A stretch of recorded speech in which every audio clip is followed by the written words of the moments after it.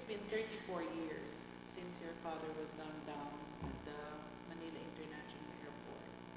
Do you still harbor anger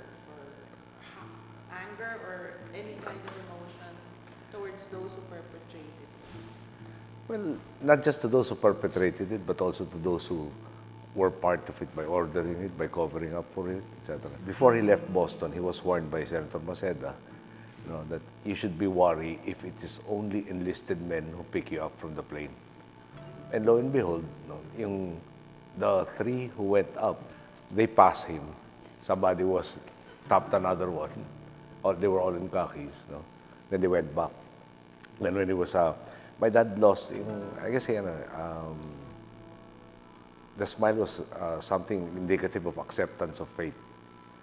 And he lost that when one of the people in khaki uniforms patted his back, which we took to mean, and which I believe my father assumed that they were checking if he was wearing a bulletproof vest. One of the last interviews he had in Taiwan was he showed the bulletproof vest. And then he said, but if they hit me in the head, then I'm a goner. So, we never expected assassination. We did not expect. In fact, my uncle who was with him in Taiwan said he received that phone call the night before and said that he was informed that there was definitely a plan to assassinate him. So, talaga shocked when I heard it. I heard it early in the morning. There were shots heard, was lying in a pool of blood, tas tigil doon. Then you were waiting for confirmation. Through the years, I've gotten, for instance, I read what the Sandigan Bayan explained their decision sa conviction of all those involved. And very detailed. I guess a lot of the blanks were answered. And, shall we say, certain other facts were unearthed because of that.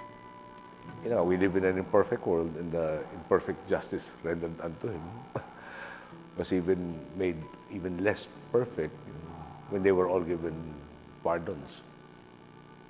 And the few that were made to pay for it, for their involvement, actually got pardons without admitting any guilt. When I was president, I was instructed, or I was given a lesson on the giving out of pardons. And one of the criteria when it goes up to the Board of Pardons and Parole is an expression of remorse. Now, in this particular instance, and I'm sure those that are still alive will still say, we didn't do it.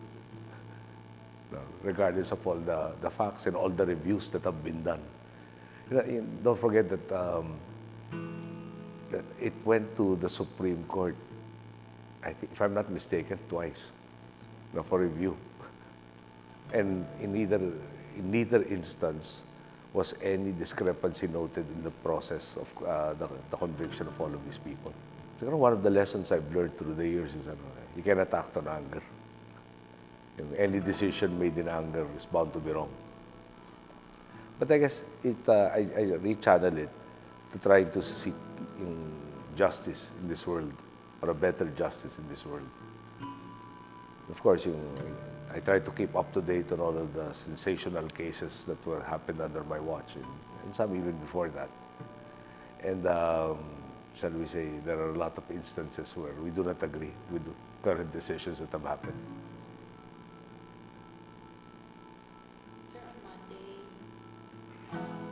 you will be doing the usual thing. You will go to Manila Memorial. You will be praying with your siblings.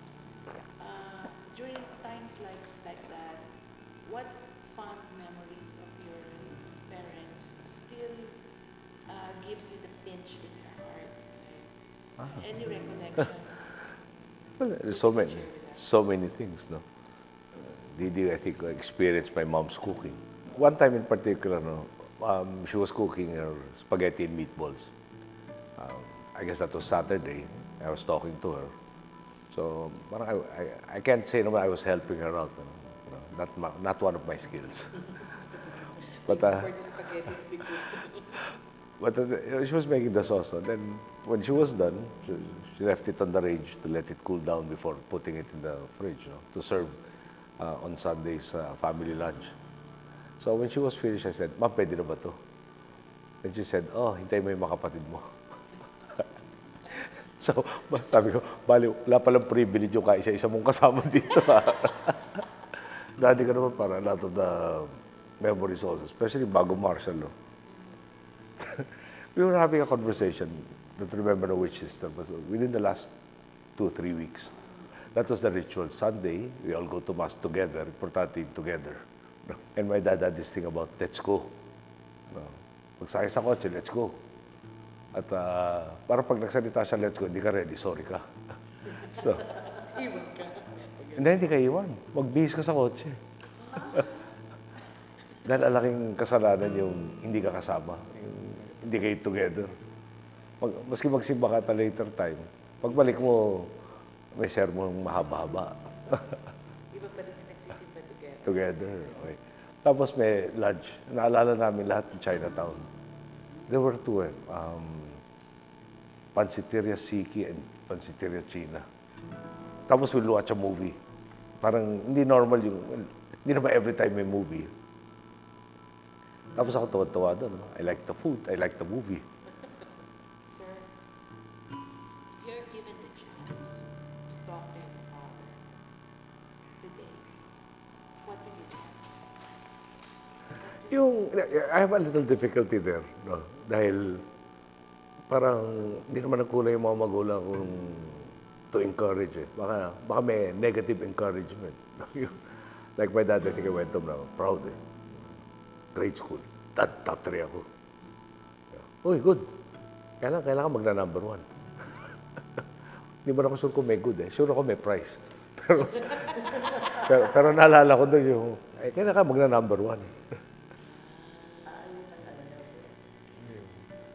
Whatever you achieve, medyo pwede pang higher than. So what I'm trying to say is, would I have to tell him or he will actually have seen it already? What were the greatest lessons that you learned from your father? He was a living example of faith sustaining you through very difficult times.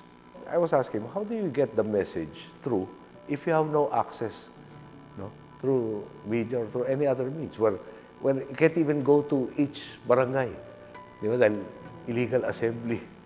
His answer was from the Bible. He said, sabi niya, if the time is not right, 1,000 prophets do not make a difference or will not make a difference. I'm paraphrasing it.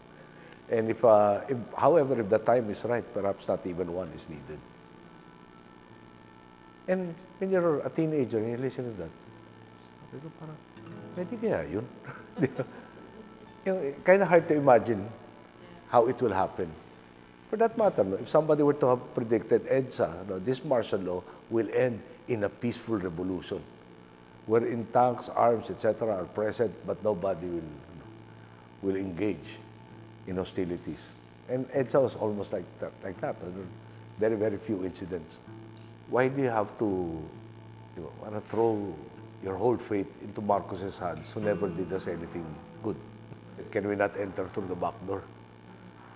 Now raise our own forces and have some bargaining. Then he answered, no, if that happens, who actually wins in a civil war? The fortunate ones are those that die right away. Those that live will be left with all the ashes that they will try to rebuild or build upon.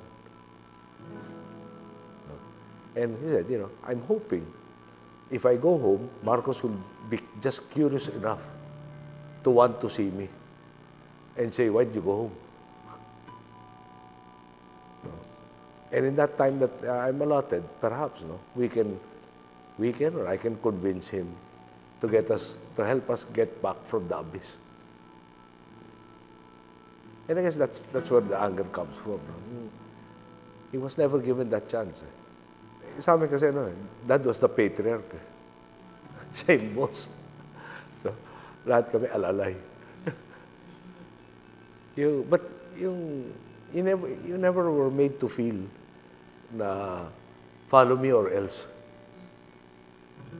Kasi when we were, siguro nakatikim rin naman kami na sintron sa kanya. Pero rather early on, they stopped. He stopped and he started explaining what was done wrong and what should be done. So can you answer something about something that's been, we're very curious about? Yes. Did you ever dream about becoming a father yourself? A dream, yes. Yung, And you're still working on well, medyo, I don't know, yung, kasi marriage is a gift. In my case, I'd like to think that if I'm given the partner, then that says, in the things that I have to do, let me put it in another way. I had a boss who was I guess, a student activist. Actually, one of my first bosses. And she told me, she and her husband, I think, were both activists. And I had an occasion to ask her, when you got married, did that lessen your drive or your ability to fight for the things that you've considered right? Then she said, oh, yes, you will have responsibilities, you're no longer just living for yourself, things like that. You'd hope, no, that future generations will have at least a bit of interest in our history to put the sacrifice in its context. No? And perhaps elicit an attitude of we should never let a situation happen that will necessitate such a sacrifice. Those who forget the mistakes of the past are condemned to repeat them. My dad had to undergo all of that precisely to show us a way out of the darkness. And yeah, there were so many things that led us into that darkness. There was a time that the darkness was considered the light in the first 2 years until people realized how wrong it was. No? And we're still paying for a lot of the problems that were done in that period. When nakikita ka mali, dapat makialam ka. Dapat iwasto mo. In fact, in theology of liberation, if they had a different way of saying it, but if you're not part of the solution, you're part of the problem. Pero dito naman, if there is an oppressive structure, I think that's how theology of liberation stated it. There's an oppressive structure and you do not fight against it, then you are part of it.